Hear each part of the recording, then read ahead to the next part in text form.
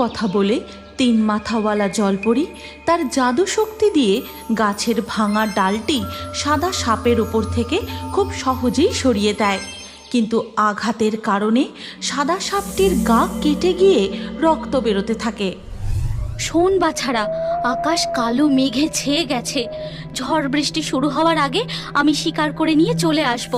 তবে আমার ফেরার আগে যদি ঝড় বৃষ্টি শুরু হয়, তোরা ঘরে ঢুকে পড়িস কিন্তু।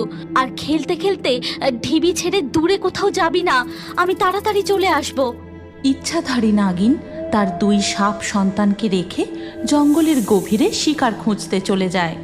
এই ভাই, মা এখন নেই, চল না আমরা নদীর ধারে গিয়ে খেলা করি। না দিদি, মা আমাদের বকবে।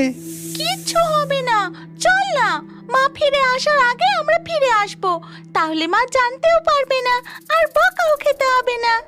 নাগিনের দুই সন্তান সাদা সাপ ও কালো সাপ তাদের মাটির ঢিবি ছেড়ে নদীর ধারে গিয়ে খেলা করতে থাকে। তখন এই জঙ্গলের পথে, হে ভগবান, এভাবে চলতে থাকলে বউ বাচ্চার পেট চালাবো কি করে? আজকাল যে আর সাপের খেলা কেউ দেখতে চায় না।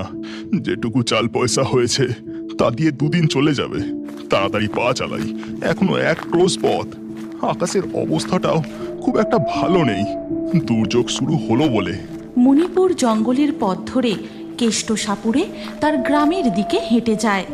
তখনই শুরু হয় প্রবল দুর্যোগ। জোরে বিদ্যুৎ গর্জে ওঠে, শোঁ শোঁ করে ঝড় বইতে শুরু করে, আর তার সাথে শুরু হয় মুষলধারে বৃষ্টি। ওরে বাবারে, এ কি দুর্যোগ শুরু হলো রে বাবা! গোটা জঙ্গল যে একেবারে লন্ডভন্ড হয়ে যাচ্ছে। আশেপাশে মাথা গোঁজারও কোনো ঠাঁই নেই। এই ভাই, আমার খুব ভয় করছে। এত জোরে ঝড় বৃষ্টিতে আমরা এবার বাড়ি যাব কি করে? আমি তো তোকে আগেই বারণ করেছিলাম দিদি যে আমাদের যাওয়া ঠিক হবে না। এবার মা আমাদের খুব বকবে। ঠিক তখনই প্রবল কালবৈশাখীর ঝড়ে একটি গাছের ডাল ভেঙে সাদা সাপটির উপর পড়ে। ভাই, ভাই আমাকে বাঁচাও, আমি এখান থেকে বেরোতে পারছি না। খুব ব্যথা করছে, ভাই আমাকে বাঁচাও ভাই। দিদি দিদি তুই চিন্তা করিস না, আমি তোকে এখান থেকে ঠিক বের করে ফেলবো। তুই চিন্তা করিস না দিদি।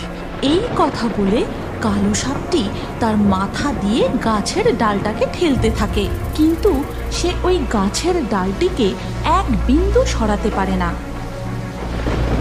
কেউ বাঁচাও, কেউ আমার দিদিকে বাঁচাও, বাঁচাও আমার দিদিকে। সাদা ও কালো সাপের করুণ কান্নার আওয়াজ